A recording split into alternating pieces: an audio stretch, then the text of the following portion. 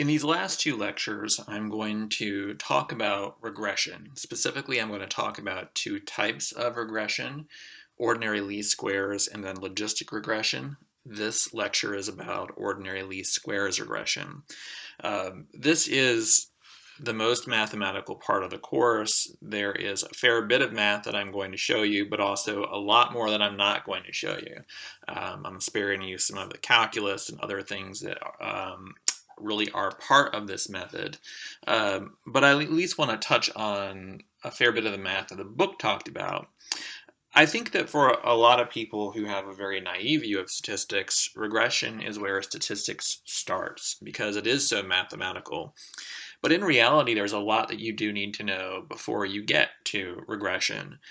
When you're engaged in research in any field, social sciences, hard sciences, medical sciences, whatever, you need to understand what theory and hypotheses are. You need to understand different types of variables and how they're measured, how we measure a concept. There are also some things that are a bit more mathematical that you've learned already in this course that are the building blocks of understanding regression. Things like confidence intervals, Z and T tables, and what statistical significance is. So there's a lot that you've already seen, both mathematical and also theoretical in terms of applying regression, that should hopefully make this lecture a little more accessible and not intimidating to you. Before I get any further, let me briefly discuss what ordinary least squares regression is. And it's a long name, so we just call it OLS. It's a form of regression that fits the best line to the relationship between variables. So it is a line drawing exercise. That's what we're doing. We are taking a line and drawing the best line that fits the data that we can observe. It's important to understand that different types of regression are designed for different types of dependent variables. And OLS regression is only used on continuous dependent variables. You should know what that means by now. Specifically, it was designed to be used on interval level variables, but it can work on ratio level variables. We sometimes break the rules, though, and we use it to analyze ordinal variables when technically we shouldn't. But there is a little bit of a rule to when we do break that rule. If you're going to use OLS on an ordinal level dependent variable, the rule of thumb is to only do that if that ordinal variable has at least 7 categories in its response scale. Anything less than 7, we typically don't use OLS. Now, just so you can appreciate it, I am breaking that rule even further in this class by letting you run OLS on ordinal variables that have at least 5 points in their response scales. I'm letting you do that in your paper.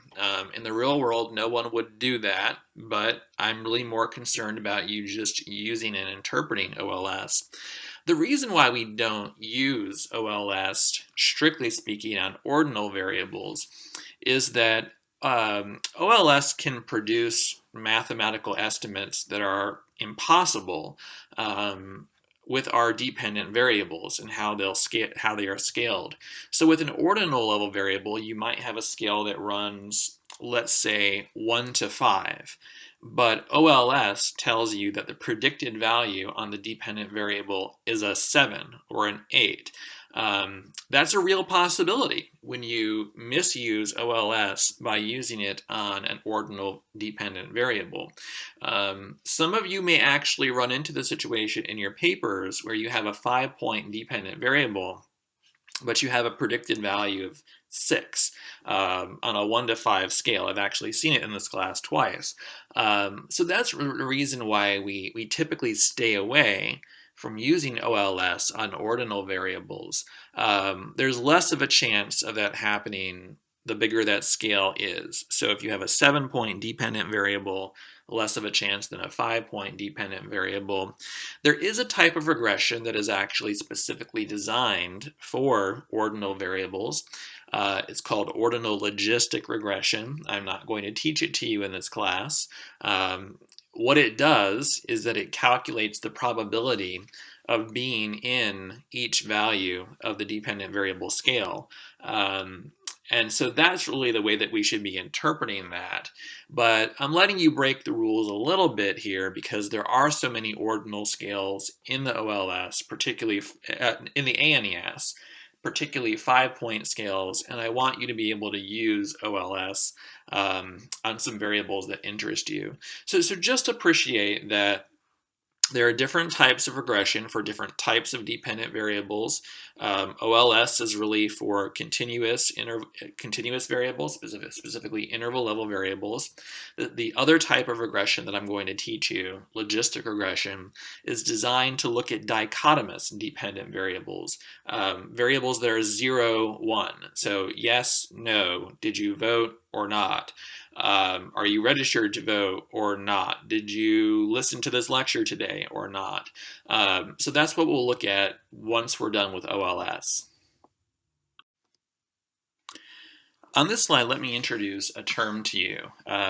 There's bivariate regression and then multivariate regression. All that really refers to is how many variables are you analyzing? With bivariate regression, we have a dependent variable and just one independent variable, and we are just looking at the relationship between those two. However, the nice thing about regression, when we build that about OLS regression, when we build that line out in the data, is that it can accommodate many independent variables. So if you're doing an analysis where you have more than one independent variable, we call that multivariate regression. And that's where we'll get to at the end of this lecture. If we analyze data like you are in your papers, you're never really going to use just one independent variable to analyze a dependent variable. You're going to use multiple independent variables. You're going to control, you've seen that term, you're going to control for multiple independent variables. But we typically start when we teach regression by talking about bivariate regression because it's simpler to show you what regression is doing when you just have two variables to look at. So know what that distinction is. Bivariate is two variables, multivariate is more than one independent variable. So far in this class, we've been gradually building up more and more mathematical ways to look at and quantify the relationship between two variables. In the last PowerPoint, in the last lecture, we looked at correlation. Correlation can indicate the strength and direction of a linear relationship, but it can't quantify that relationship in the sense that it can't quantify a slope. And what regression does is it actually does quantify a slope. So a slope should be familiar to you from high school, hopefully. You learned the math of drawing a line, y equals mx plus b. And the slope is the steepness of that line, rise over run. So the beauty of what regression is telling us is it's taking correlation and it's taking it to its next step. So this is why I sometimes call it fancy regression. Fancy correlation.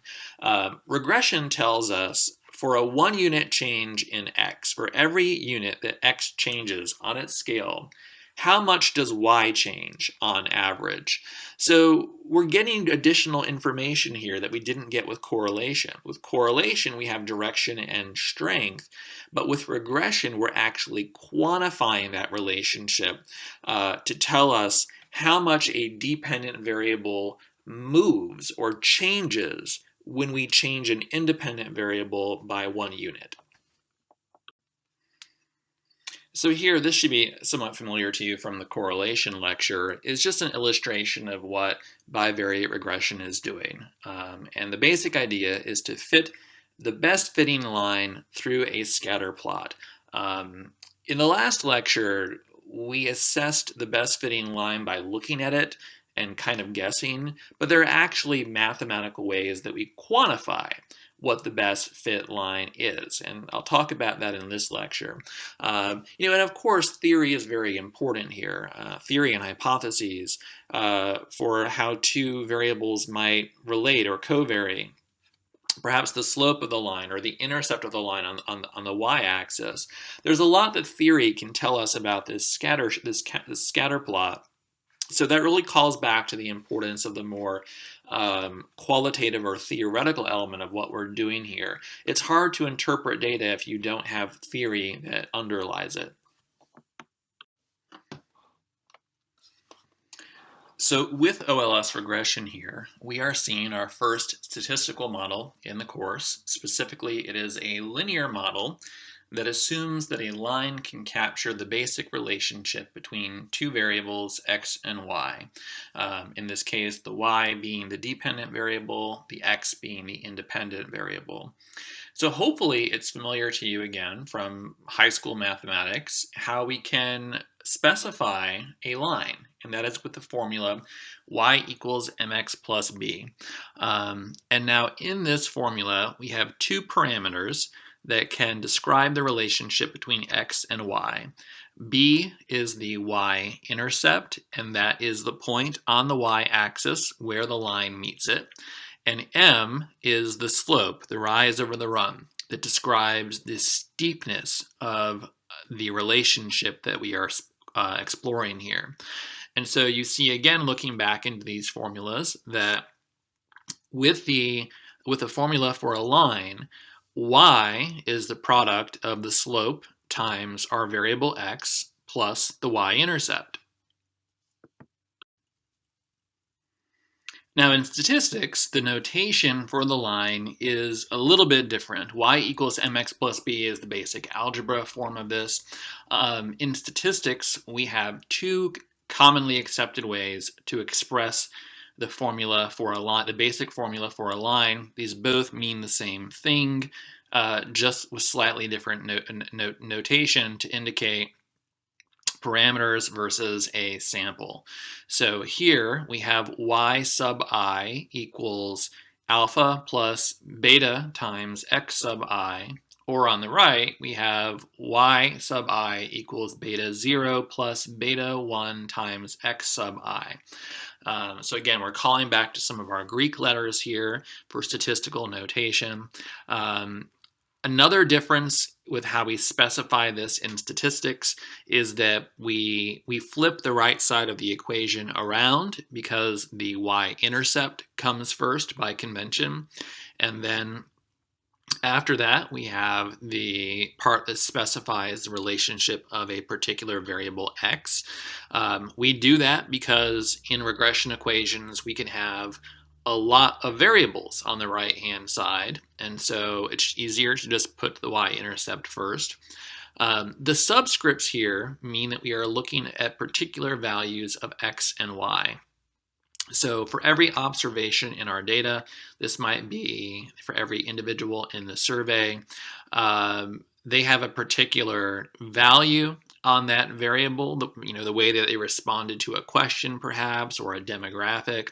And so that sub I just means how any specific individual in your survey or any specific data point, what their value is on that variable that you are looking at. And so, if you think about the formula on the right, that indicates that we can actually predict where an individual should be, what an individual's value of y should be based on how they respond to questions in a survey. So here we've just manipulated the equation for a line a little bit, but there is a component that is missing, which is error. And you should understand why error is missing at this point, because statistics fundamentally was developed to deal with and quantify error. And so if we're building a statistical model, error needs to be part of that model as well. So let's build on that a little bit and talk about how we build error into this. So as I said, the model on the previous slide does not account for any error. It does not account for any variation in the form of true randomness or noise that can never be known. Things that just cause variation in our data that we can never know where that comes from. And it doesn't account for the impact of variables that we have left out of our model. There may be things that have an impact on our dependent variable that are important predictors of that variable that we are not accounting for in our model. So they would be part of the noise, part of the error. So in statistics, we modify the formula for a line with this little notation at the end, E sub I, or epsilon sub I, that we call a disturbance or an error term. So if we look at the full equation here, we have Y sub I, which is our dependent variable, and then we have the systematic component. And the systematic component of the line is the y-intercept and the part that deals with estimating the effect of an independent variable x. So we have the beta, which is the slope of the relationship between x and y, and we have x, which is the actual values of y in the data. So that we could have a number of x's, but we're just dealing with one right now. That first part is the systematic component that we are actually estimating from data. And then what is left, we call the stochastic component. Stochastic in theory just means random. We call it stochastic because one of the assumptions of OLS is that our error is random. When you go on to graduate school and you learn about graduate level statistics, you will unpack that assumption and look at things like heteroskedasticity versus homoskedasticity and the data and test implications, yada yada, of all that. We will not do that in this class. Just know that there is an error term at the end. So you can loosely think, if you're thinking of using this equation for a line to find a predicted value of a dependent variable, you can think of the predictions that you make from this line as a function of a systematic component and a random component that is ultimately unknowable to you. So here I'm just pointing out that again we do use slightly different notation to indicate the population versus the sample regression model. One common way of doing this is to go back to that slide I had previously shown you and look at the slightly different notation. Another way to do this is to take that formula for looking at the line in the population and modify it slightly with some notation in that formula. And so I'll show that to you on the next slide. And so here, just remember that we can take that formula, y sub I equals alpha plus beta times x sub I plus epsilon sub I, which is our formula for a line, and we can change that a little bit to represent the sample. And so here, just to familiarize you with some of the language and notation of how we represent these things in statistics, we can take that population regression model and we can add these hats to it. So if you look here on the alpha, the beta, and the epsilon, I have modified them from the previous slide by putting this little hat on top. And so we would just call this alpha hat, beta hat, and epsilon hat. And so it's useful to think about why we have the hats on these, but not the hats on the y and the x. Well, the difference between those variables is that we have actually measured in our data, we've measured x and y. We took a survey, for example, and we asked people their attitudes or their behaviors, or we had their demographics measured, and one of those variables is x and one of those variables is y. We do not need to estimate them because we actually have them in our data set, in our survey.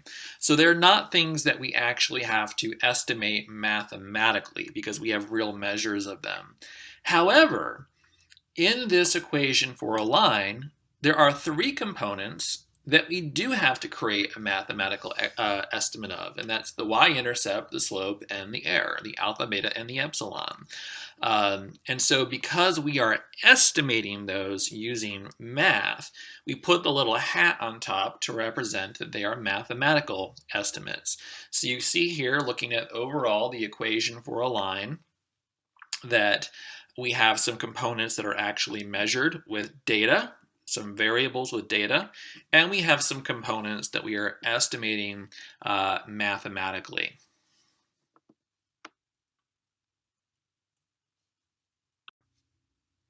So now let's complicate what I just told you on the previous slide a little.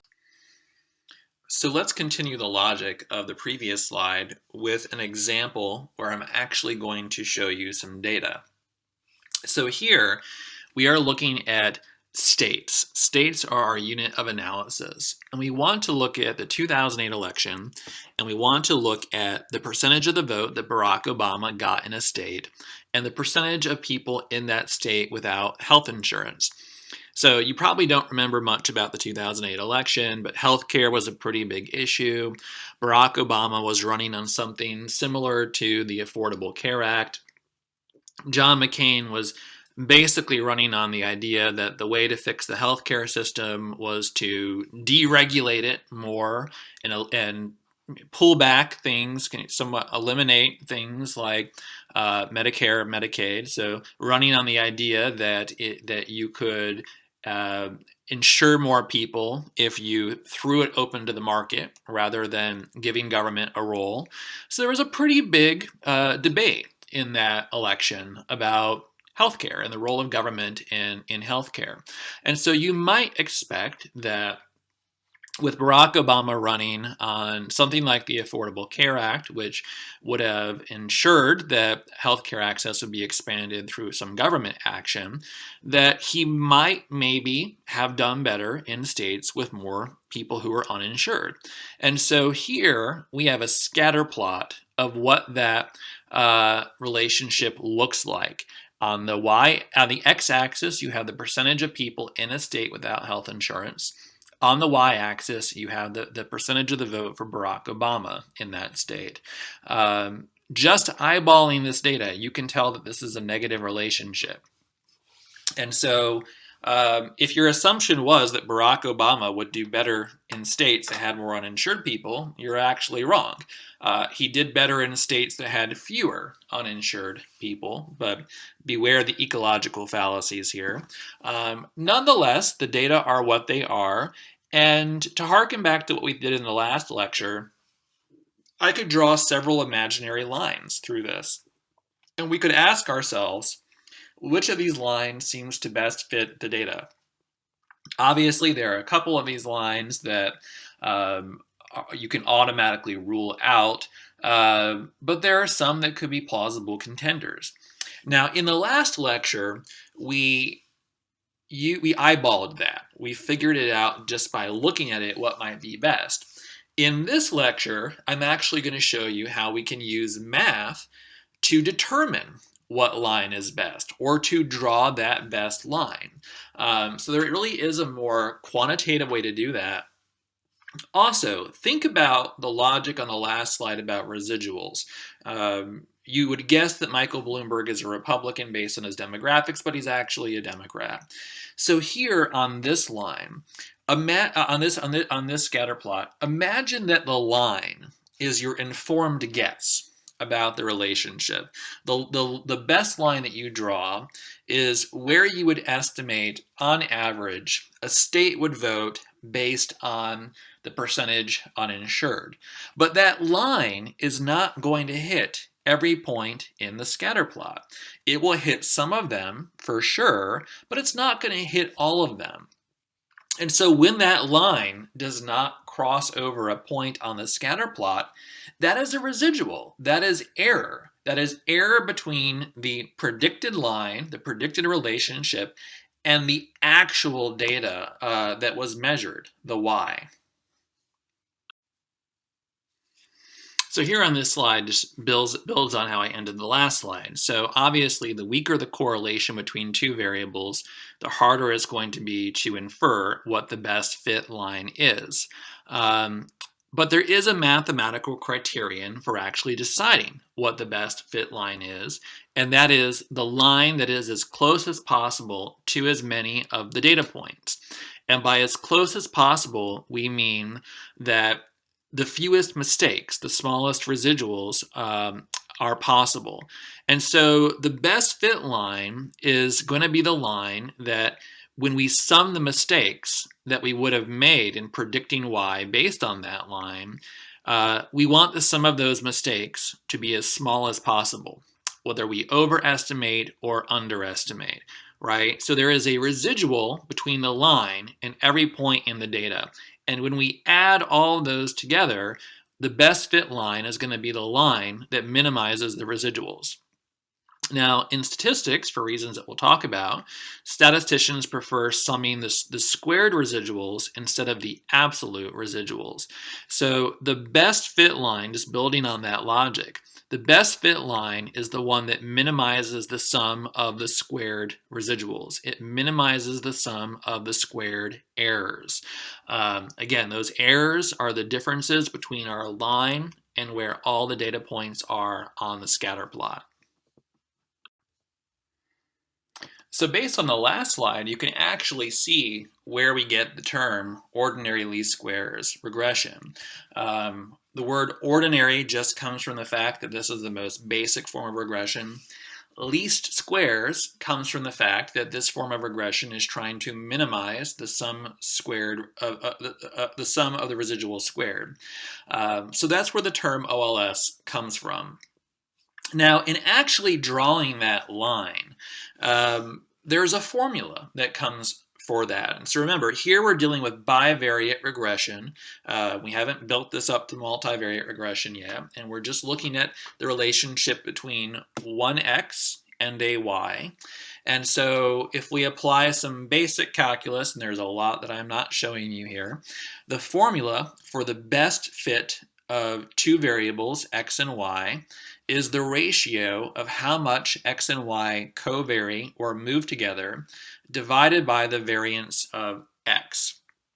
And so we can see that in the formula of beta hat. You should know what beta hat is. It is the estimate of the slope. The slope is the relationship between x and y. So beta hat equals the covariance of x and y divided by the variance of x. Now, if we take that out and expand that, we can do some substitution here. For the covariance of x, we're looking at the sum of x sub I minus x bar times y sub I minus y bar. Let's unpack that.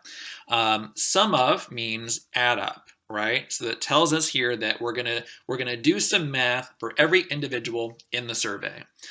X sub I is the observed value of x for an individual, the first individual, the second, the third, and the so forth.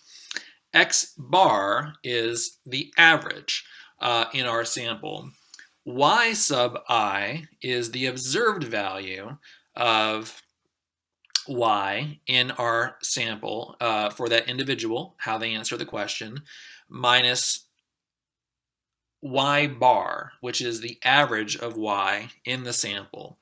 So let's take two imaginary variables here, x and y. Let's just imagine that they're feeling thermometers. Let's say between two politicians or two types of food. It doesn't matter. Use your imagination. But let's just imagine that they're feeling thermometers here. And every individual in our survey answered each of these two feeling thermometers. And so you want to predict one of the feeling thermometers using the other. You want to quantify the relationship between one of those thermometers and the other. One of them is a y and one of them is an x, the dependent and the independent variable. So let's say that I, Professor Miller, took the survey. The way that I answered the first feeling thermometer, that's the independent variable, that is my x sub I. the way that each of your TAs answered that, if they took the survey, is their individual X sub I. And then for every individual in the survey, you're going to take their individual score and subtract out of that the overall average rating for the class. And so obviously some people are going to rate this object or politician better than the average, some worse than the average. And then you're going to multiply that. You have the second feeling thermometer here, the y, which is the dependent variable. You're going to take every individual's unique rating of y and subtract from that the sample's rating, average rating of y. And you're going to do that for every individual in the survey. Take their own ratings and subtract out the average in the survey, multiply that, and that will give you a number. And then you're going to generate that number for every individual in the survey. And then once you generate that number, you add those all up, and then you divide by really just the first part of this equation modified a little bit. So let's unpack the denominator. Here, we're going to modify that math on x that we did in the numerator. So we're taking every individual's rating of x, the independent variable. We're subtracting out the average score on x in the sample. But once we do that subtraction, we are squaring it. We are, see the exponent of 2 next to that. So we did not square it on top. We multiplied it by y on top. But on the bottom, there's no y in the denominator. And so here, once we do that math with x, we square that, and then we add that up across the sample. And so if we do that math throughout our sample, throughout our data set, for every individual with their ratings of x and y, and we do the math as necessary, we can come up with our estimate of the slope of beta hat. Now, on the right side of this is just acknowledging what the overall equation looks like. So to the left of the comma here is really the math that we would be using to actually calculate what beta hat is and calculate what the best fit line is.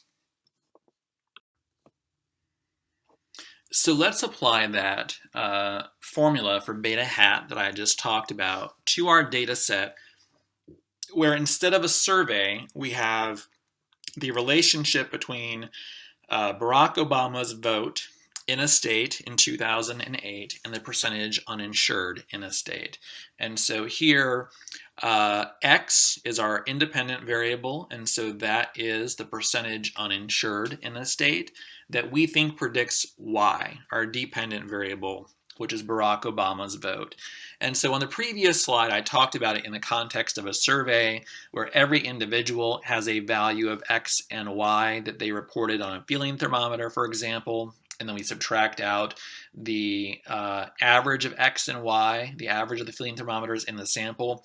Here, we're not dealing with a survey, we're dealing with a data set with 51 points in it, 50 states plus the District of Columbia. So rather than survey responses, we have for every state plus DC, we have their actual uninsured rate, their actual vote for Obama, and then the average uninsured rate and the average vote for Obama, summing and dividing across the 51 states plus DC. And so if we are to apply that math to that smaller data set of the 2008 election, we can get some output that looks like this. And I ran this in a slightly older version of Stata with different colors. That's why it's not black and white. And so what are we seeing here in this output? So on the top row in this output, and I'll show you in a little bit what the commands for this look like. We have labels for each of these rows. So we have on to the far left, we have for a dependent variable, vote Obama. That's the Obama vote. That's where we indicate the name of the dependent variable. Underneath that, we have a variable called no INS, so no insurance, and then something called underscore CONS. That is the constant. Constant is another name for the y-intercept.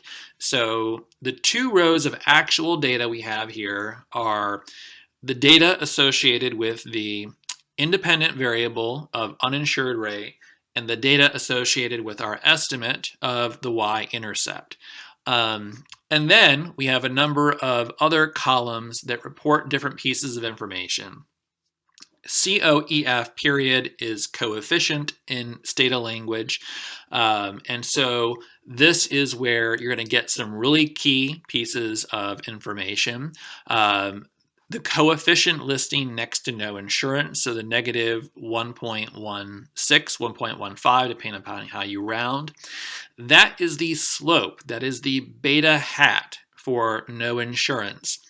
Under coefficient, next to constant, we see 66.96. That is our estimate of the y-intercept for this line. So these are two key pieces of information that if you look down below, we can actually now fill them into our regression model, into our formula. And so this basic formula should be familiar to you. Y hat sub I. So here we're predicting every unit of analysis. We're predicting every unit's level Obama vote, what we think the Obama vote should be, as a function of alpha hat, which is the y-intercept, plus beta hat, which is the slope that indicates the relationship between x and y, beta hat times xi, which is every state's actual observed uninsured rate. And if we fill that in, we get 66.96 minus, because we have a negative sign on 1.15, minus 1.15 times x sub I. And here we have the basic regression line that we could use to make some predictions. Let's go back up to the Stata output. Under STD-ERR is standard error, important piece of information. We have a t statistic associated with that. We have a p-value. We talked about p-values. P-values are the level of statistical significance. We have a p-value associated with both of these. If the p-value, again, is under 0.05, we would say that something is statistically significant. So if we look at the insurance variable here, we see a p-value of 0.02. This is under 0.05. So here we could say that the uninsured rate has a statistically significant effect on the state level Obama vote. The effect of the insured rate is different or discernible from zero.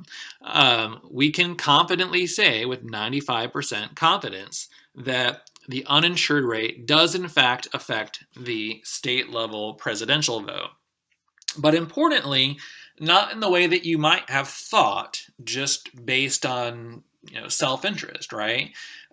We have a negative relationship here. So again, the higher the uninsured rate in a state, the lower Obama's vote actually was. We also report a p-value for the y-intercept, but you can ignore that. It's not important to think about that in this class. We also have a 95% confidence interval for each of these two coefficients as well. So if you look at the 95% confidence interval for the slope of uninsured, we see that it's between negative 1.88 and negative 0.43.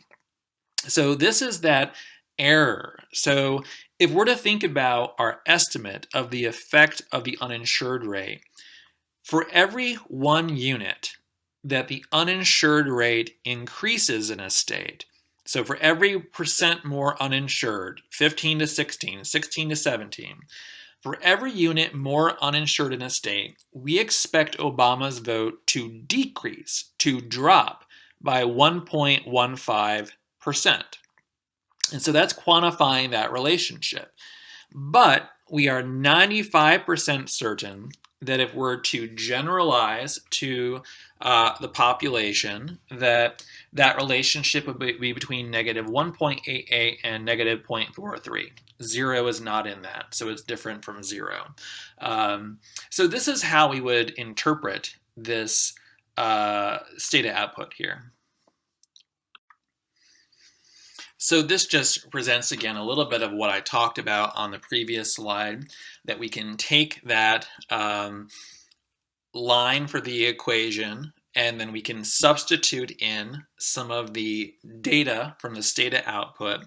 And then below that, I show you how you can think of that in more conceptual terms. So the percent vote for Obama in a state is equivalent to the y-intercept of 66.96 minus 1.15 times the percentage of people in a state without insurance. Let's just stop here to consider really quickly again what the beta is, 1.15. The beta is the slope. Another way to think about that is the average effect, the average relationship, the average impact of X on Y.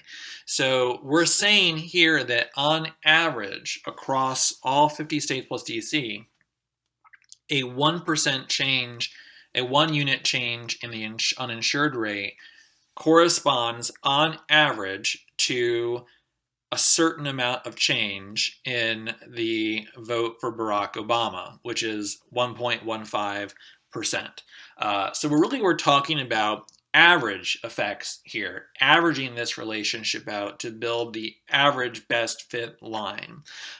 So our interpretation would be that for every additional percent uninsured, we expect a drop of 1.15% on average in the Obama vote, according to our best estimate. And so then we can think about again how confident we can be in that guess.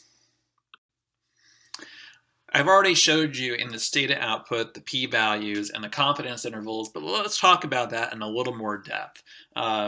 So when I ask how confident we can be in a conclusion or an estimate, I'm asking you to think about hypothesis testing. I'm asking you to think about statistical inference, whether something is statistically significant or not.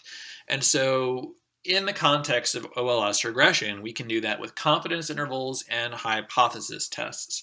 Hypothesis tests, again, the null versus the alternative hypothesis. And so we can actually then use our data in the output and look in more depth at how we are at arriving to some of our conclusions statistically. And so hopefully, given the statistical inference lecture, you'll know the answer to this question of what extra information do we always need to make a statistical inference through either a confidence interval or a hypothesis test. Well, the answer is the standard error. If you're not familiar with what that is, go back and listen to the statistical inference lecture. So the standard error, which we're going to represent with standard error of beta hat, the standard error of the estimated slope is the standard deviation of the sampling distribution for beta hat, which indicates how much beta hat should be expected to bounce around the true value of beta just by random variation. So that's conceptually what we're looking at here, effectively, looking at the typical error. And so the confidence interval around our beta hat is going to look like this. Beta hat plus or minus 1.96 times the standard error for a 95% confidence interval. You should be familiar with where the 1.96 is coming from and why that corresponds to a 95% confidence interval.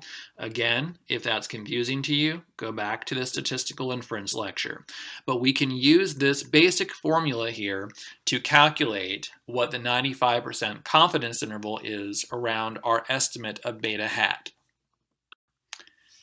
So this slide and the next slide just walk you through the math of how we actually calculate the standard error that is in the data output. If we were doing this class face to face, I would talk about this a little bit more in depth.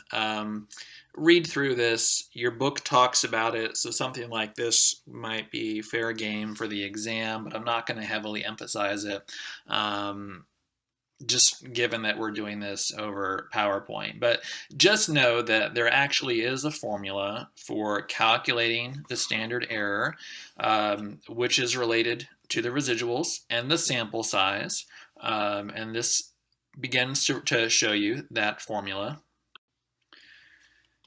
And then here we see the math transformed a little bit to actually show you how we calculate the standard error of beta hat. Again, just so that you know that there actually is a formula for this that uses elements of the data, and that this is not all just magically coming out of the ether from things that we can't understand. So the last two slides showed you the math of how you would arrive at calculating what the standard error is. Fortunately for us all, Stata actually calculates the standard error for us. So if we go back to the example of the Obama vote and the uninsured rate, you saw that we had the formula of y hat sub I, so our estimate of the Obama vote at the state level, is a function of the y-intercept of estimated y-intercept of 66.93.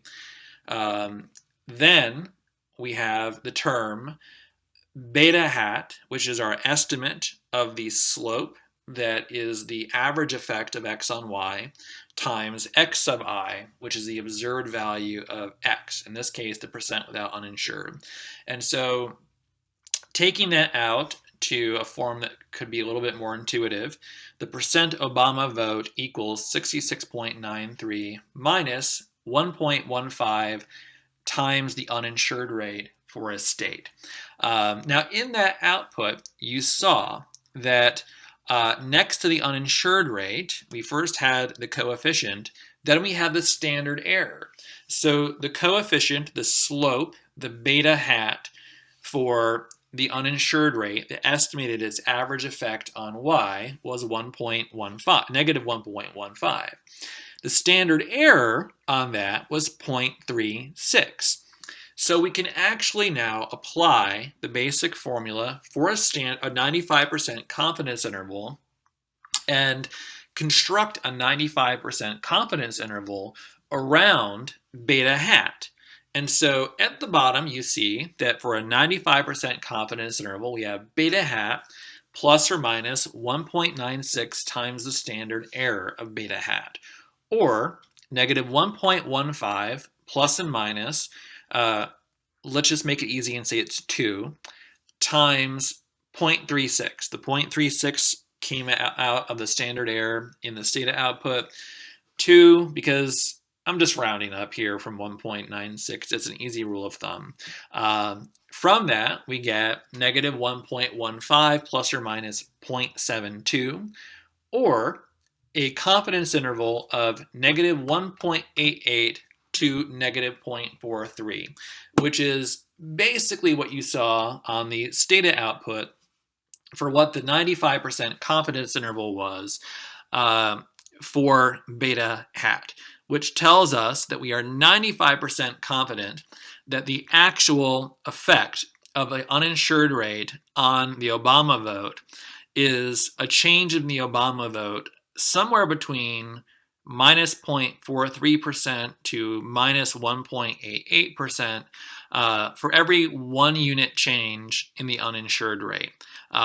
So effectively, we're saying here, if you think about putting this into more common English, that on average, we estimate that for a 1 unit increase, a 1% increase, since that's how we measure percent uninsured, for every 1% increase in the uninsured rate in a state, we expect Obama's vote to drop by 1.15%. in that state. Now that's our specific estimate, but because statistics deals with uncertainty, we can then also say, well, let's factor uncertainty into that. We are 95% confident that for every 1 unit change in the uninsured rate, for every 1 unit increase in the uninsured rate, the Obama vote drops somewhere between 0.4% to 1.9% on average. So we have an estimate with a room for error around it. And again, coming back to some of our rules of statistical inference, 0 is not in this confidence interval. And so because 0 is not in this confidence interval, we can say with 95% certainty that this effect is statistically significant, that the effect of the uninsured rate on the Obama vote is discernible or different from 0. It is not 0. So I've walked you through the basics of how to interpret bivariate regression so far, and I promise we'll come back and look more in this lecture at another example.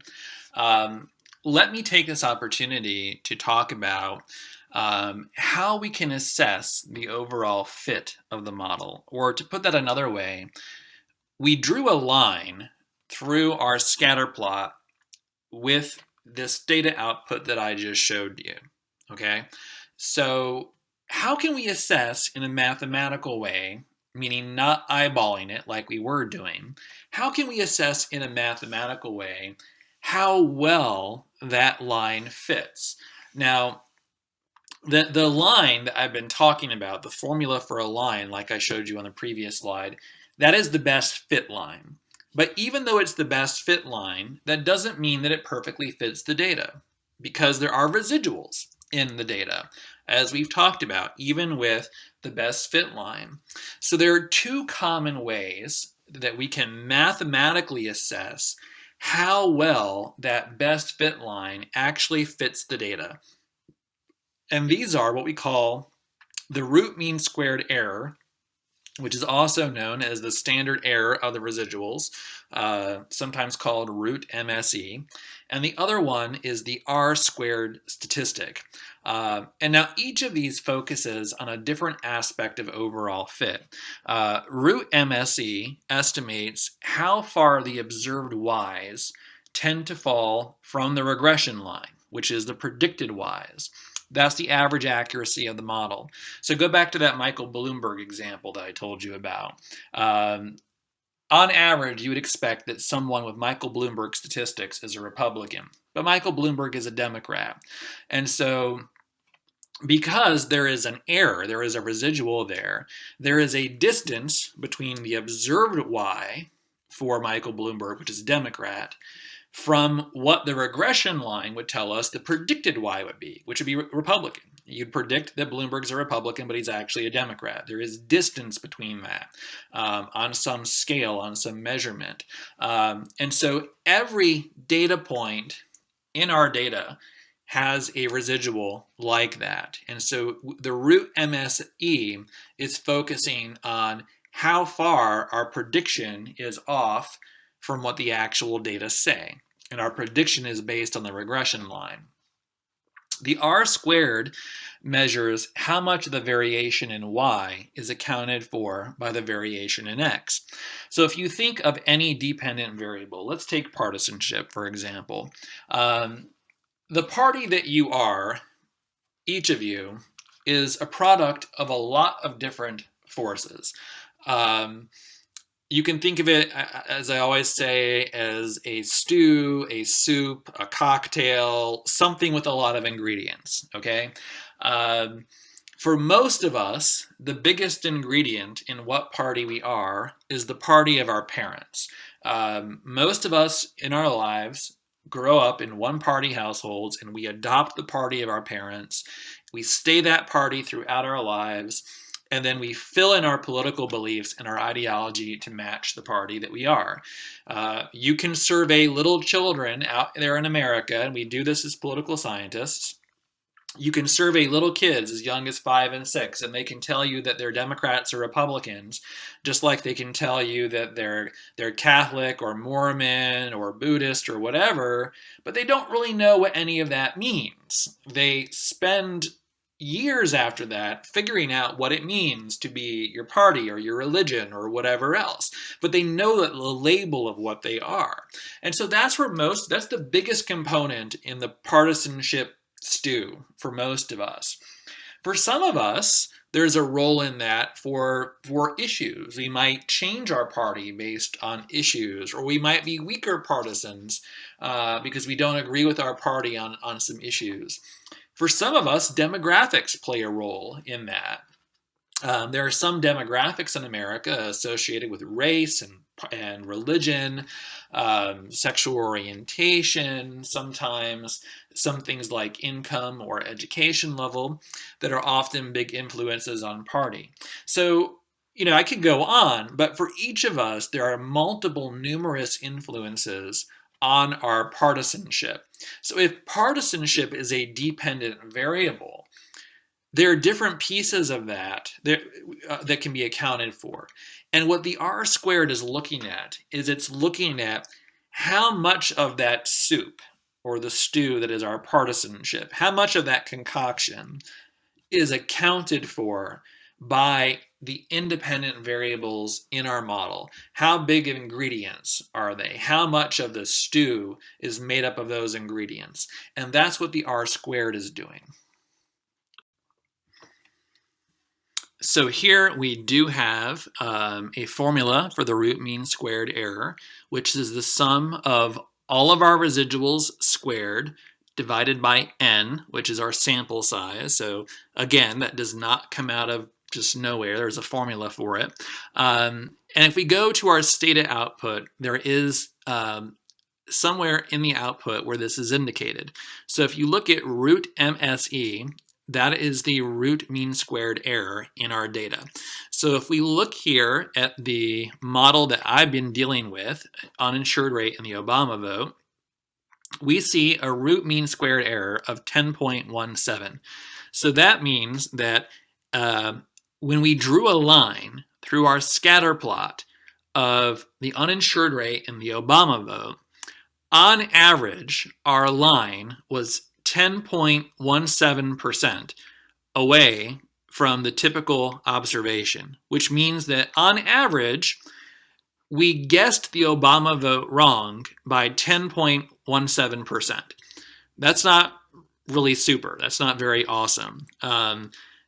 If I were to put more independent variables in here, to put more, to put in more things that might account for the stew that makes up the Obama vote, we could decrease that, right? And that's kind of the logic of using multiple independent variables. But here we have bivariate regression. It's just one independent variable. So just with this one independent variable, which is not a super predictive necessarily independent variable, but it is statistically significant. If all we had was this one piece of information to guess the Obama vote, on average, we would be off by about 10 points. And here I want to illustrate for you really what the effect of outliers is. So remember on the previous slide, I talked about how the formula for the root mean squared error is all of the residuals squared divided by the sample size. So the residual, again, is the difference between the observed value of y, so what the Obama vote actually was in a state, and the predicted value of y hat, which was what we would have predicted that the Obama vote should have been based on the variables in our model. In this case, one variable, the uninsured rate.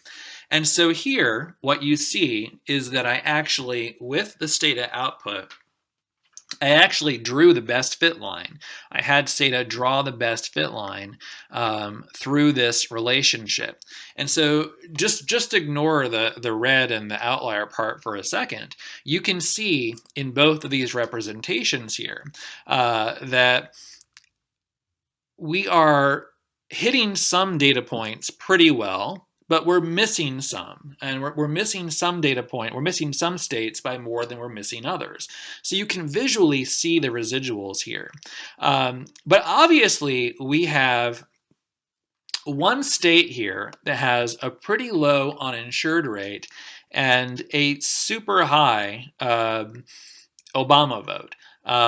It fits the general pattern of the relationship. This is Washington, D.C. Actually, it's not a state. It's the 51st data point in our data. But so we have D.C. here, which has a relatively low uninsured rate and a really high vote for Obama, over 90%. And so it's way off from the rest of our scatter point cloud. It just doesn't fit in the cloud where most of our other data points are. And so because DC here is really far off, it's exerting unusually large influence on our root mean squared error. So remember, if we look at all of the 51 data points, on average, we're missing them by 10.17, 10.2%, right? If we ignore DC and we take DC out of this, if we delete DC from our data set, our root mean squared error goes down rather substantially. It goes down to 8.8%. So just having DC in our data here as an outlier with a very large residual is really making the fit of our model, the fit of our line, substantially worse than it otherwise would have been. And that's you can really see that visually represented here. Now we can look at the R squared. In research, we typically report the R squared. We don't always report the root mean squared error, but it's not unusual to see that reported. But the R squared is the more commonly reported one. R squared, because it is a percentage of the dependent variable, percentage of the variance of the dependent variable that's explained, because it's a percentage, it is bound between 0 and 1. So an R squared of 0 means that your model, your independent variables, explain none of the variance in the dependent variable. So if you have an R squared of 0, you've done a really crappy job of thinking of a model that actually gives you any predictive leverage or any understanding over the dependent variable. You need to go back to your theoretical drawing board and come up with better variables. If you have an R squared of 1, that means that you have predicted somehow magically all of the variance in the dependent variable. You've explained everything there is to know about the dependent variable. You rarely ever get an R squared of 1. An R squared of 1 means that you probably have just taken the same concept and measured it in 2 different ways, so it is something to worry about. But an R squared is typically going to be somewhere between 0 and 1, in the sense that there is some of the variance that is explained, and then a chunk that is not.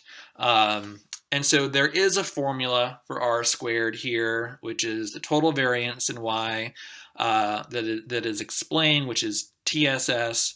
RSS is the variance not explained, and then R squared is 1 minus RSS over TSS. But let's just look at the Stata output here. We see here that we have an R squared, and let's not worry about the adjusted R squared for our purposes here. You worry about that in grad school. Let's just look at the R squared. We have an R squared of 0.1742. So let's take that to the second decimal point and say we have an R squared of 0.17. So how do we interpret that? So our model has just one independent variable, which is change in uninsured rate. So our model, which is one variable, explains 17% of the variance in the Obama vote at the state level, which means that we have failed to explain 83% of the variance. So if the Obama vote at the state level is a stew or a soup or whatever, the uninsured rate at the state level effectively reflects 17% of that stew. The other 83% of that stew, whatever ingredients those are unknown to us. They're all error to us at this point because we don't know what they are. So this is not a terrible R squared if we think about how we evaluate this, but it's obviously not explaining most of the variation in the Obama vote. So with bivariate regression, and I encourage you to go back and listen to that again to make sure you got it, what should you understand by now? You should understand that OLS regression, it forms a line, the best fit line that reduces the squared residuals in the model. You should understand that the line includes the y-intercepts, the y-intercept, the average effect or slope for every independent variable that gets multiplied by the observed values of that independent variable, and error. You should also understand that we can test whether those slopes are significantly different from zero by forming a 95% confidence interval around from the standard error in the t-distribution, building that 95% confidence interval around the estimated slope. And you should also understand that we have a couple of ways to assess how good of a fit our best fit line is: root mean squared error and R squared. So let's complicate this a little bit more and go on to multiple.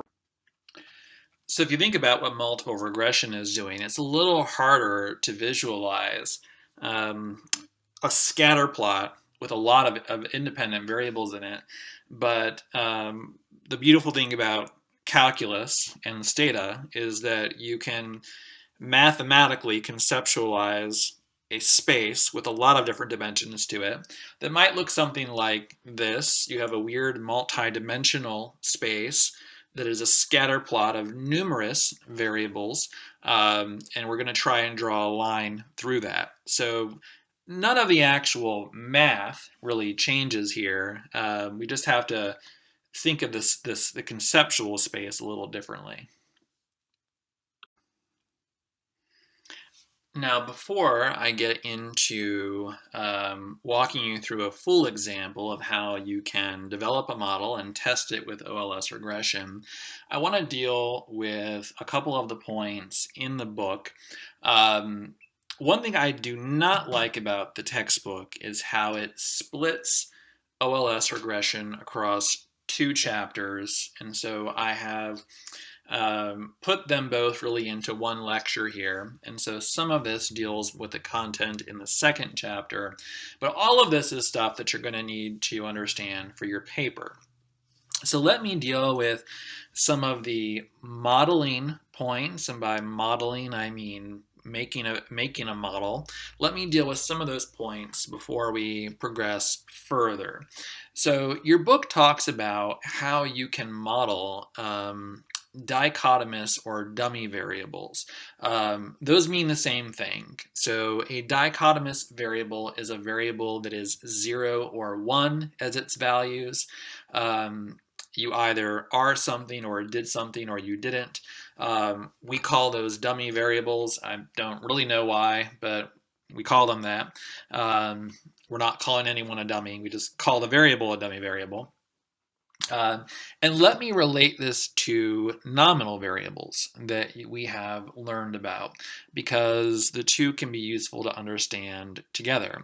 So nominal variables, as you know, are variables that do not have a natural scale or rank order to them. So something like race, for example, and racial categories or religious categories, there's no natural order to those that we can use to create a numerical scale. So those are nominal level variables.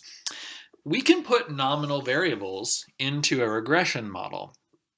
And there are two ways that you can do this. Your Stata companion talks about using the I dot prefix on a variable as a way to create multiple independent variables out of it. So to understand that, go look at your Stata companion. I'm going to show you the other way to do this that I think is the easier way to do this. It's easier for me in the sense that for me, manipulating the code in Stata is easier. with the way I'm going to show you here. So this is an approach that's not in your Stata companion, but could be easier for you to put a nominal variable into a regression model. So when you have a nominal variable as an independent variable, the way that you deal with that is to create dummy variables for every category of the nominal variable. And you're going to put those into your model with the exception of one category that you leave out and you call the baseline. So we'll look at how you can do that on the next slide. So the way that I'm going to show you to create these dummy variables is to do it manually with code. So let's say that we have a race variable. Again, race is a nominal variable. 1 equals white, 2 equals black, 3 equals Latino, 4 equals Asian. So rather than using the I dot prefix, you're going to, with the approach I'm showing you, create dummy variables. So I'm going to create new variables called white, black, Latino, and Asian. So look at the commands below. My original variable is called race, and race is coded 1 white, 2 black, 3 Latino, 4 Asian. So I'm going to create a new variable called white that is the equivalent of race. So gen white equals race. And now I'm going to recode white so that whites are 1 and everyone else is 0. And I will do that with recode white 1 equals 1, else equals 0.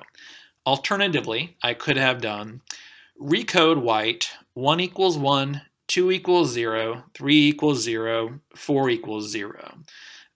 But I could also use the else language there. Now, from that, I have created a dummy variable for white, where all whites are 1 and all non-whites are 0. Next, I'm going to create a variable called black that is equivalent to race. Gen black equals race. Now I'm going to code all African Americans as 1 and everyone else is 0. So recode black, 2 equals 1. So blacks were 2 on the race variable. We now want them to be 1. Else equals 0. Now I have created a dummy variable for African Americans, where all black respondents are 1 and all non-black respondents are 0.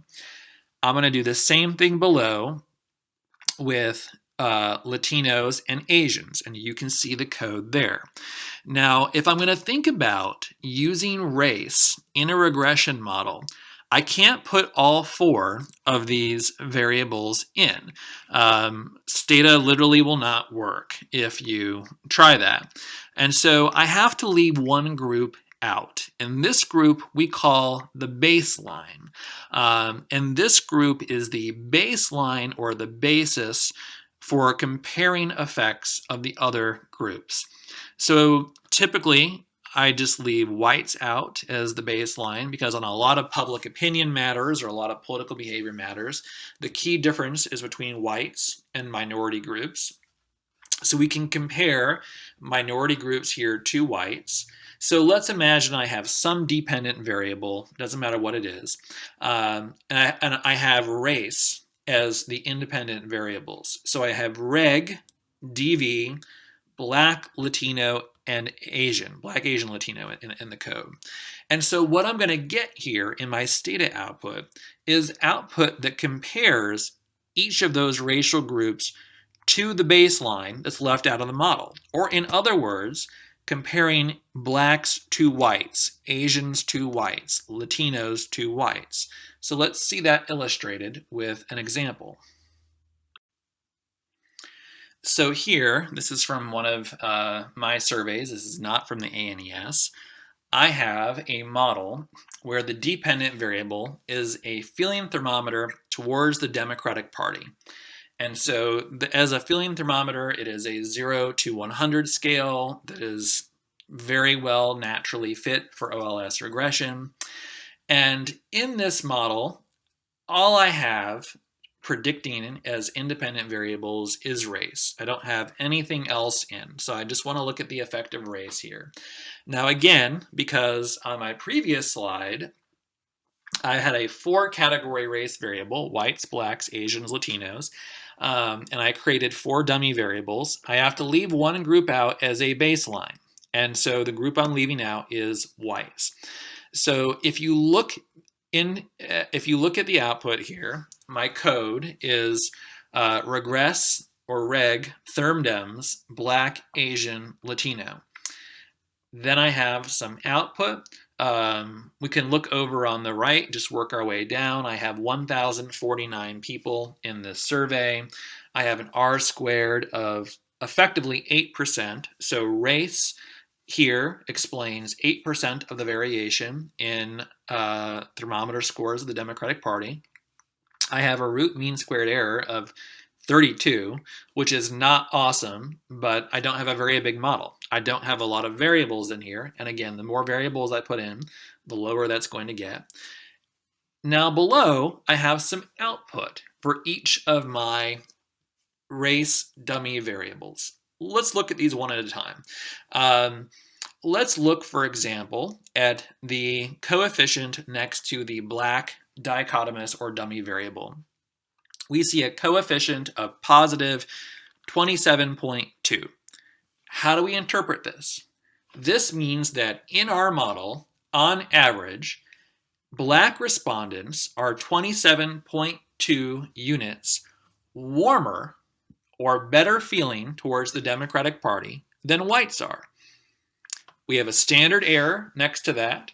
We have a p-value of under 0.5, which tells us that this is a statistically significant difference. We can confidently say at the 95% confidence level that blacks are warmer towards the Democratic Party than whites. And we have our 95% confidence interval. So even though on average we estimate that African Americans are 27 points warmer, we are 95% confident that in the general population, they are somewhere between 21 to 33 points warmer. Let's look at Asians. Asians, on average, are 14 points warmer towards the Democratic Party than whites are. It is a statistically significant effect with a p-value under 0.05, and we are 95% confident that in the population, Asians are somewhere between 5 to 23 points warmer towards Democrats than whites. Finally, we have a coefficient for Latino. And here we see that Latinos on average are 15 points warmer towards the Democratic Party than whites. It is again a statistically significant effect with a p-value of under 0.05, and we can be 95% confident that in the population, Latinos are between 8 and 22 points warmer towards the Democratic Party. We also have an estimate of the y-intercept, which is 40. So if we were to do the math here and actually calculate some effects, 40 would be our starting point in our equation that we could then build around. What's important here is that when you have a model like this, where you have all you have is dummy variables in the model that are reflecting some underlying concept like race. If you think about it, the constant is actually the average effect for whites. This is only true if we have these variables and no other variables in the model. So here, because of how this model is set up, you actually can see that whites, on average, rate the Democratic Party at 40. Here, this just shows you how you can get the same output if you had used the I dot prefix. I don't like to use it, but you can feel free to use whichever approach you prefer. OLS regression, all regression in fact, here is what that stata output looks like. Now, what I want to focus on here is the information next to the interaction term. And I want you to see that the p-value next to that is under 0.05, it is statistically significant. That confirms for us that we do have an interaction here. We have a moderated relationship. This is evidence that the effect of church attendance does indeed vary by race. Now, again, because we're doing this online, let me skip over really how you would interpret the white and the attendance variables here when they are in with an interaction. If the interaction were not in here, the interpretation of those would be very easy. But because we have the interaction in here, the interpretation of none of these coefficients is actually straightforward. Instead, I will show you on the next slide how you can use the lincom command to actually generate predicted values of the Clinton feeling thermometer using this output here. But just know here that we do have evidence from the statistically significant coefficient with the interaction that we do have a moderated relationship between race and church attendance in our data. So now that we have this awesome and interesting output on our interaction between church attendance and race, how do we actually interpret that in a way that allows us to estimate y hat, or to estimate the feeling thermometer score for Hillary Clinton for individuals based on their race and church attendance? And here I want to show you the lincom command, which is short for linear combination. And this does the math of the regression equation for you if you put in the work of inputting the variables and the values. So when you use the lincom command, you have to use the following form, the following code. Lincom, and then the constant has to come first. If you don't put the constant in, you're going to come up with the wrong values. So underscore cons, because that's what Stata calls the constant, plus variable 1 times the value, plus variable 2 times the value, dot, dot, dot, out to however many variables that you have. So what does that look like applied to what we just ran? How can we use this to come up with the predicted scores for Hillary Clinton? Let's also do this. Now, if we think about the two variables in our interaction, we have one dummy variable, which is white. 1, you're white. 0, you're not white. We also have one ordinal variable that runs from 0 to 4. So 0, 1, 2, 3, 4. That means there are 5 different possible values that you could have on it. Instead of calculating the predicted feeling thermometer score for every value of church attendance, let's just look at the extremes, 0 and 4. So let's calculate the predicted Clinton feeling thermometer score for people who score 0, so they never go to religious services, and people who score 4, which means they go to religious services more than once a week. So let's do that within each racial group because we're looking at the interaction. So here, look at the first line of command below. Lincom cons plus white. And so with this command, we're going to use the variable name. Remember, Stata is smart. Stata remembers the variable names. Lincom underscore cons plus white times 0 plus attendance times 0 plus white times attendance times 0. And this command is going to give me the predicted Clinton thermometer score for a non-white respondent who never attends religious services. And so I have white, attendance, and their interaction in the model.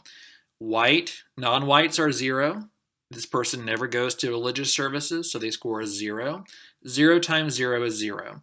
The next line of command, all I'm going to do is I'm going to alter that, and I'm going to change the value of church attendance. So now I'm looking at a non-white respondent who goes to religious services more than once a week.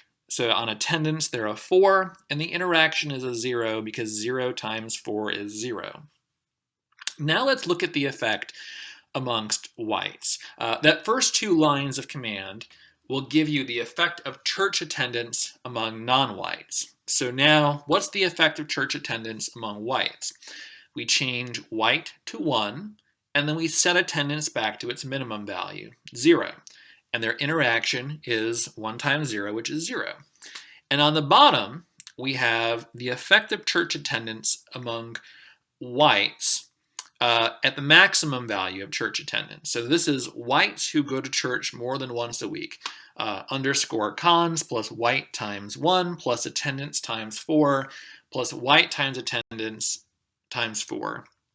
And where do we get that 4 from next to white times attendance? Well, 1 times 4 is 4. Starting on this slide, we see what that actual output looks like. So we are at the top here. So lincom command underscore cons plus white times 0 plus attendance times 0 plus white times attendance times 0. This is the predicted Clinton thermometer score for a non-white respondent who never attends religious services. And so how do we read the output here? Coefficient is the predicted Clinton thermometer score. So based on our data, we would predict that a minority respondent who never attends religious services rates Hillary Clinton a 46.5 on the thermometer, so basically a 47. And we see the 95% confidence interval around that. So we are 95% confident that this individual rates Clinton between a 40 and a 53. The standard error factors into that. You can just ignore the p-value on this. Below, let's look at the effect of church attendance at the maximum amongst minority respondents. So for a non-white respondent who attends religious services more than once a week, we see that they do in fact rate Clinton more warmly than a non-white respondent who never goes to church. So the minority respondent who goes to church more than once a week rates Hillary Clinton a 56. That's 10 points warmer than the minority respondent who never goes to church. So here we see evidence that amongst minority respondents, more frequent church attendance correlates with warmer or more positive feelings about Hillary Clinton. But is this a significant effect or not? Let's look over at the 95% confidence interval. So we are 95% confident that the minority respondent who scores at the attendance maximum, which is going to church more than once a week, rates Clinton between a 48 and a 64.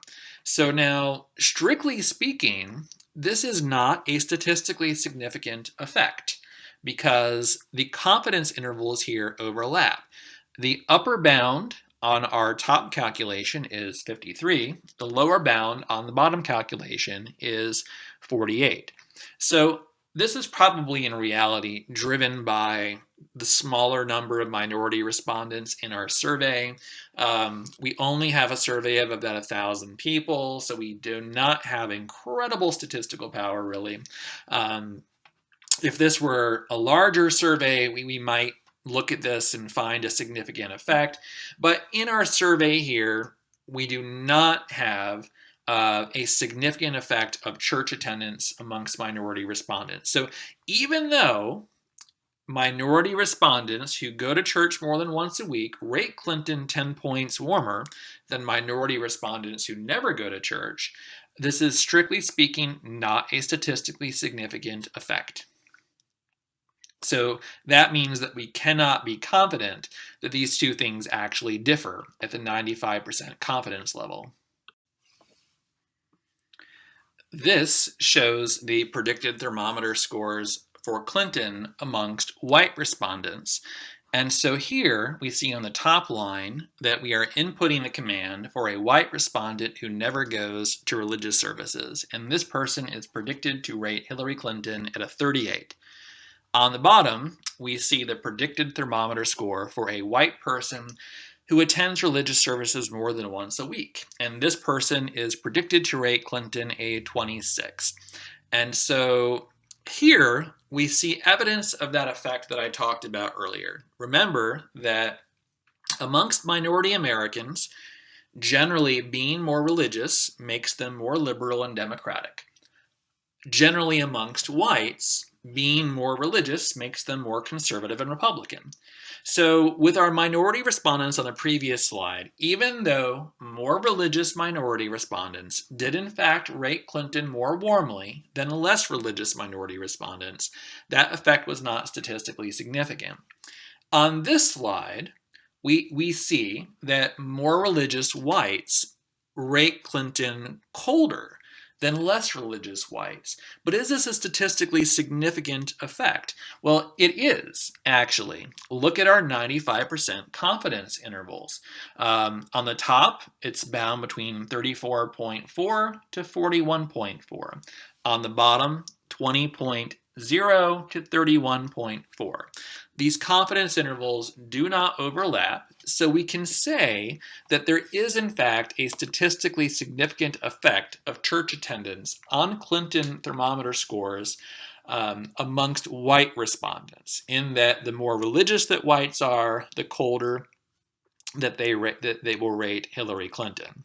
So this is very strong evidence of a moderated, an interactive relationship where we are seeing that the effect of church attendance is not the same amongst whites and non-whites. So let's put this all together in a manner similar to what you're going to be doing in your paper and come up with a much bigger model where partisanship is the dependent variable. And then I have a number of independent variables. I have 3 race variables, Black, Latino, Asian. I have a sex variable, female. I have age. I have education. Religious attendance. I have authoritarianism, which I showed you that scale at the beginning of the semester. It's just the 4-item child rearing scale. And then I have an interaction between church attendance and authoritarianism. Let's see how we can test this in our data. Here I have a slide that shows you how these variables are coded. If you go to the project description on Blackboard, this is information that I am requiring you to put in. I need to know how your variables are coded in order to assess your model. This should all be pretty self-explanatory, except for I will point out here that partisanship is actually an ordinal variable. It is coded 1 to 7. So as I said earlier, this is one of those variables that, strictly speaking, you should not be using OLS on, because we can come up with estimates that are impossible values. But when we have an ordinal scale that is at least 7 points, we will frequently break that rule and use OLS anyway, because the alternative method with ordinal logistic regression gets complicated with interpretation. So this is just an example of breaking that rule that I had talked about earlier, and then the information here about how all the other variables are coded. This is the correlation matrix of all of the variables in the model. And so when we have you know what a correlation is? A correlation matrix shows the multiple correlations of a lot of variables against one another. Your book talks about a 0-order correlation. A 0-order correlation is the correlation between 2 variables. If you have a correlation matrix like this, these are all called partial correlations. Your book talks about how in regression, there is a debate that statisticians have about how much correlation you can have in a model before the model begins to break down mathematically. This is something I'm only going to say for when you go on to graduate school.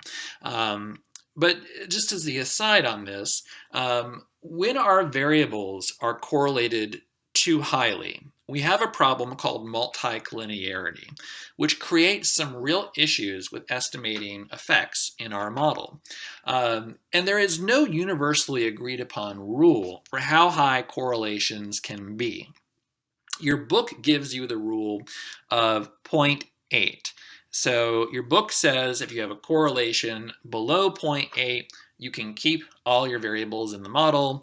But above that, you need to take something out, one of those two variables that is correlated highly. We see in this correlation matrix that most of our correlations are okay.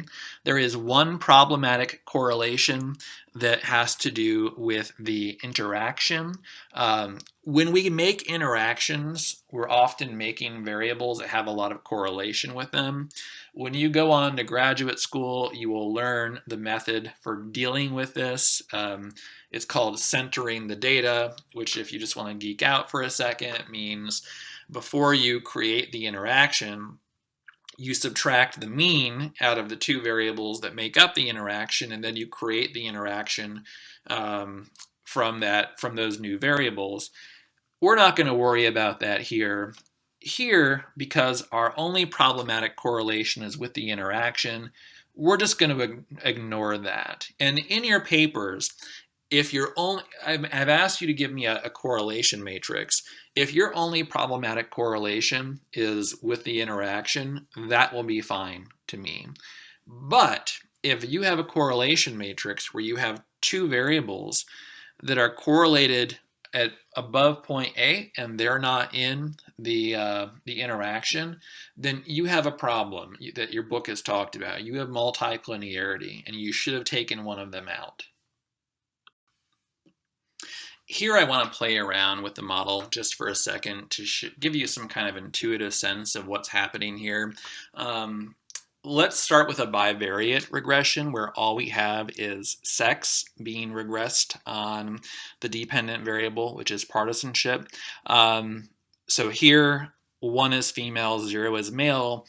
We can see that there's actually not a statistically significant effect of sex in the sense that women and men do not seem to differ on average in their partisanship. But look at the size of the coefficient. It is 0.02. So remember, on our partisanship scale, lower values are more Democratic, higher values are more Republican. So women are marginally more Democratic than men, but it does not appear to be a statistically significant relationship at the 95% level. Keep in mind the size of that coefficient, though. Here, I'm going to pull out our friend, the t-test. So let's run our full model without the interaction. And that's what I'm asking you to do in your papers. I'm asking you to run the model without the interaction first, and then to run the model with it. So this would be the no interaction model. And so here, remember, we are conceptualizing this where all of these variables have their own independent effect on partisanship. There's no interaction here, so we're not assuming that any of them interact with each other. So we're looking here at the effect of race, controlling for sex, age, education, attendance, authoritarianism. We're looking here at the effect of authoritarianism, controlling for attendance, church attendance, education, age, sex, and race. So that's how we speak about this. We're looking at the effect of a variable controlling for everything else in the model. So if we look at race, we have race conceptualized as a series of dummy variables. Whites are the baseline. So this is blacks, Latinos, and Asians all separately compared to whites. We see that blacks are nearly 2 units lower on the partisanship scale than whites, so they are almost 2 units more Democratic. This is a statistically significant effect. We see that Latinos are nearly a full unit, almost 1, more Democratic than whites. That is statistically significant. We see that Asians are 0.63 units on average more Democratic than whites. That is a statistically significant effect. We see that even though women are slightly more Democratic than men, that is not a statistically significant effect. Age is a little complicated here. Age runs 18 to 99. So for every age older you get, every 1 unit change in age, you get 0.01, I'm rounding up, 0.01 units more Republican.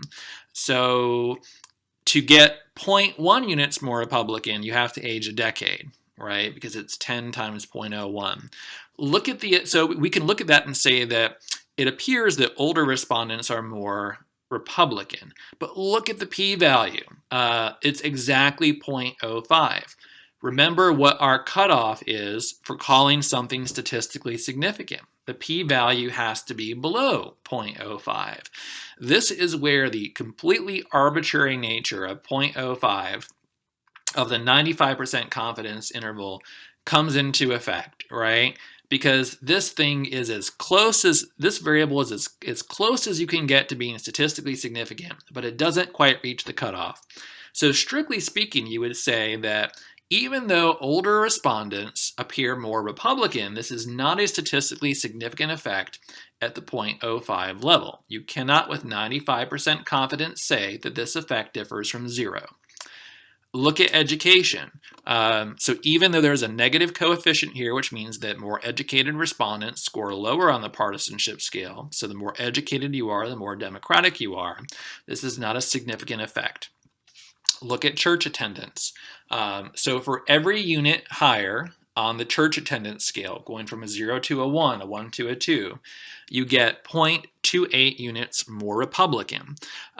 This is a statistically significant effect with a p-value under 0.05. Look at authoritarianism. This is also a statistically significant effect with a p-value of 0.023. So for every unit more authoritarian you are on our authoritarianism scale, you get 0.12 units more Republican. So we can look at this and we can say what the significant effects are. We can quantify that by looking at the coefficients, which are the slopes. We have the y-intercept, which is a 3.26. So if you were to use the lincom command on this, and if I were to say calculate the predicted value for a white respondent who's 50 years old, et cetera, you could do that with the lincom command, and it would start with a constant. But you have a lot of information here that you can now interpret. You can go up and you can see we are explaining almost 13% of the variance in the data. We don't have a super awesome RMCE. It's almost 2, but we can't expect that to be perfect. On this slide, I'm rerunning the same model with the interaction of attendance times authoritarianism. As I've asked you to do in the paper, I've asked you to run the model first without and then with the interaction. And you can see here that we do have a significant effect of this interaction, which means that a church attendance and authoritarianism moderate each other in how they affect the dependent variable. So don't freak out when you see this slide. This is where we're going to start to interpret the regression model a little more clearly and look at predicted values. So our regression model has 10 independent variables, so it has to be written as the following.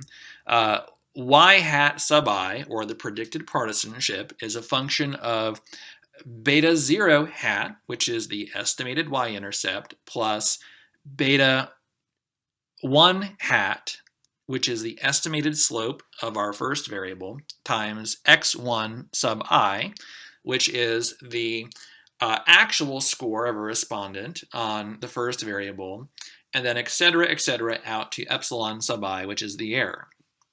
Or, to put this in a different way, partisanship is a function of the constant plus the slope of black times the value of the black dichotomous variable plus the slope of the Latino dummy variable times the value of the Latino dichotomous variable plus the slope of the Asian dichotomous variable times the value of the Asian dummy variable plus the slope of sex times the value of the sex dichotomous or dummy variable, plus the slope of age times the value of age, plus the slope of education times the value of education, plus the slope of attendance times the value of attendance, plus the slope of authoritarianism times the value of authoritarianism, plus the slope of the interaction of attendance and authoritarianism plus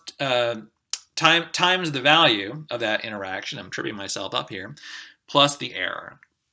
So if you can do basic algebra, you can find predicted values from the output, but fortunately we have the lincom command for that. We just have to put the code in, and that's really all the work we have to do.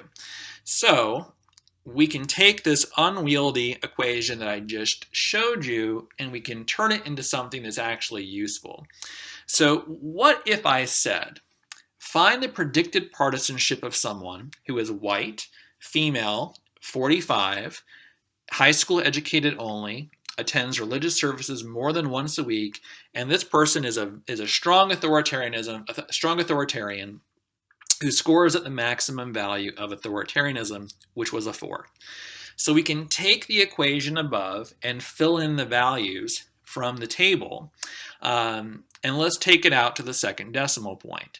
So partisanship here is 3.03, which is the y-intercept, plus the slope of the black dichotomous variable, which is negative 1.92, times the value of the black dichotomous variable, which is 0, and then so on and so forth for Latino, Asian, and all the other variables in here. Look at the last part of this equation where I'm dealing with the interaction of attendance and authoritarianism. I have the slope of that interaction, which is negative 0.08, and then remember, this variable is the product of attendance and authoritarianism. So I'm dealing with someone who goes to church more than once a week, so they're a 4 on church attendance, and I'm dealing with someone who scores at the authoritarianism maximum, which is 4. So the way that I can calculate this particular term is the slope times 4 times 4. And if I do the math here, it factors out to below 3.03 plus 0 plus 0 plus 0 plus negative 0.04 and so on, and I get a 4.78. So in other words, if I have to think of what a 4.78 is on my partisanship scale, this person is almost a 5, and a 5 would indicate that this person is an independent who leans Republican. So this person, this white woman who's 45 and fits these particular traits, we would predict that she's an independent who leans Republican. Here I am using the lincom command to do exactly what I just showed you, written out by hand, and we get effectively the same predicted value. Here it's 4.76, slight variation due to rounding. So the lincom command confirms the math that I did on the previous slide. This woman who fits these traits is effectively should be an independent who leans Republican. So what would happen if we took that same woman and we just changed her race and made her African American? So instead of being white, she's now black. Would her partisanship look different? And I can take the lincom command and I can change it around, where all I do is I change the value of the black dichotomous variable. So you can see above, I have the equation for the white woman reproduced again, and we get a predicted partisanship of 4.76. And you'll see here, right, whites are the baseline. Whites are not in the model. But if black, Latino, and Asian all drop out because they're 0, we're left with whites, if you remember back to what I told you earlier in the lecture. On the bottom, all we have done is we have changed the value of one variable, the black dichotomous variable. Everything else is the same. And so a black woman with the same exact traits as the white woman on top would have a predicted partisanship of 2.8. So if we round that up to a 3, she's an independent who leans Democratic. So just changing race and keeping everything else the same induces a 2-point difference in partisanship on that 7-point scale. Are these statistically different at the 95% level? Yes, they are. Look at the confidence intervals. They do not overlap. The lower bound of the higher estimate of 4.76, the lower bound is 4.29. The upper bound of the lower estimate is 3.35.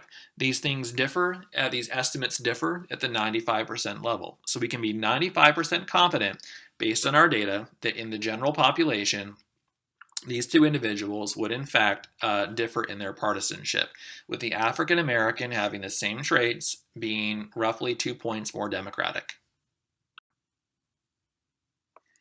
So on the last slide, I showed you how you can manipulate a multiple regression model with ordinary least squares. In that model, we had a relatively simple interaction in the sense that we had church attendance and authoritarianism as two ordinal variables interacted.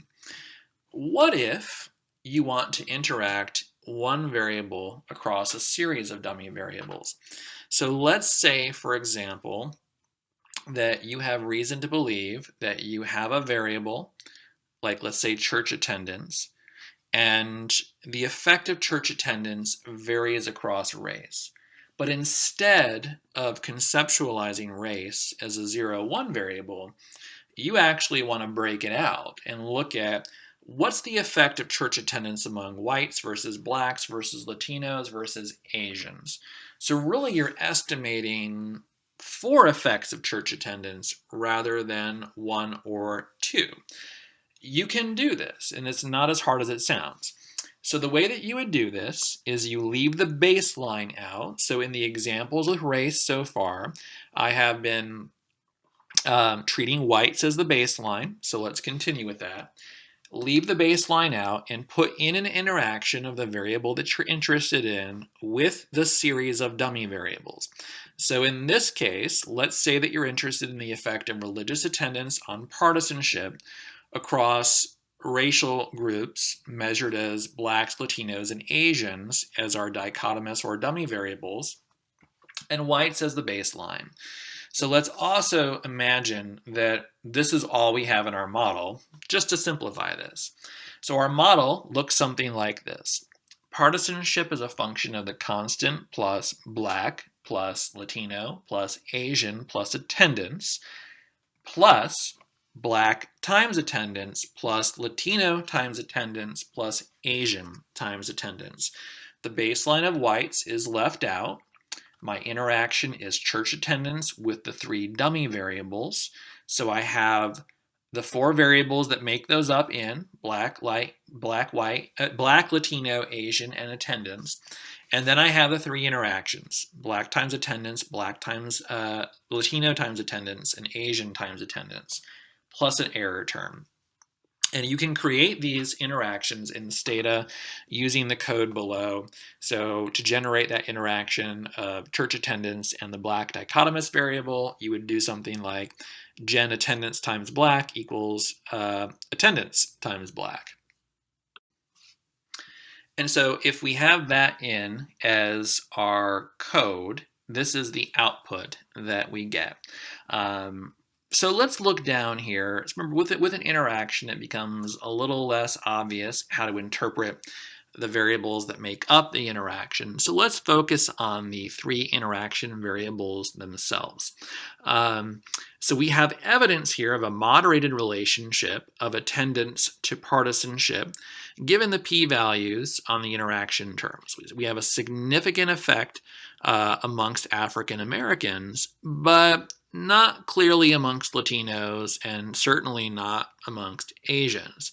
So our conclusion here would be that the effect of church attendance perhaps doesn't matter in some racial groups. It appears to matter amongst black respondents who are predicting partisanship, might matter amongst whites, let's look at that, but might not be relevant for Latinos and Asians. So let's calculate some predicted partisanship scores to see this in practice. So let's look first at the effect of church attendance amongst our baseline group, which is whites. So on top, we have the predicted partisanship for a white who never attends religious services. So because whites are the baseline, this person is 0 on all of the race dichotomous or dummy variables. There is 0 on black, 0 on Latino, 0 on being Asian. 0, 0, 0 here indicates white. Because they never attend religious services, there is 0 on church attendance. And then obviously, because the race variables are all 0, all the interactions are 0. So this person is predicted to have a partisanship of 3.6, which is slightly more democratic than a pure independent. But if we change this and we look at a white who goes to church more than once a week, using the same code, we can just change one variable, which is church attendance. Everything else is still a 0 because of the 0 on the 3 race dichotomous variables. This person is a 5.14 in their predicted partisanship, which is slightly more Republican than an independent who leans Republican. So overall, we can say it appears that amongst whites, attending church more frequently corresponds to greater republicanism. Is this a statistically significant effect? Yes, it is. The 95% confidence intervals do not overlap. Now let's do the same thing for a black respondent, but change the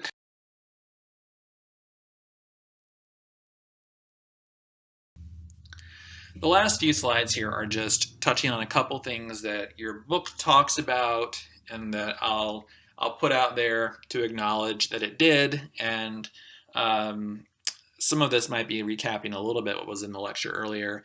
One of these, I don't want to get into this in this class, but just know that OLS can handle nonlinear relationships. By nonlinear, I mean things that are not aligned. So think, for example, political interest. The effect of partisanship on political interest is not linear. Generally, independents tend to be less interested in politics than Democrats or Republicans. So if you were to graph that, it would look like a U. That's a nonlinear relationship. And so OLS can actually handle nonlinear relationships, and the way that we do that is by using some kind of exponential term, like a squared term, or taking something out to the 3rd or the 4th power. I wouldn't worry about that in this class. Worry about this when you go to grad school and you have to retake this class, but just know that OLS can handle this because your book talks about it. This slide recaps what I discussed earlier about multicollinearity. And this slide, I want to put this in here. Again, when you go to graduate school and you're forced to retake statistics, you will actually start your lesson on OLS, I'm sure, by talking about the assumptions of OLS. And there are a whole host of mathematical assumptions that I'm sure many of you will be forced to prove by hand one day, mathematically, but I'm not going to do that to you here. But just know that there are some assumptions that go into OLS, and sometimes we do break those assumptions, just like we break the rules of when you should use OLS on certain kinds of ordinal variables, when strictly speaking you shouldn't. Your book does touch on some of these assumptions, and they're listed here, such as no omitted variable bias, which means that you've put in all the relevant variables. You assume that your errors are homoscedastic rather than heteroscedastic, which means you assume uniform errors in your data. You assume autocorrelation, which means that the error term is uncorrelated across variables, and you assume that variables are measured without error. So it's a whole host of assumptions that I'm not going to force you to understand, but just know that if you study statistics in more depth, you will study these assumptions in more depth, and what we do when we break these assumptions, which is far beyond the scope of this class.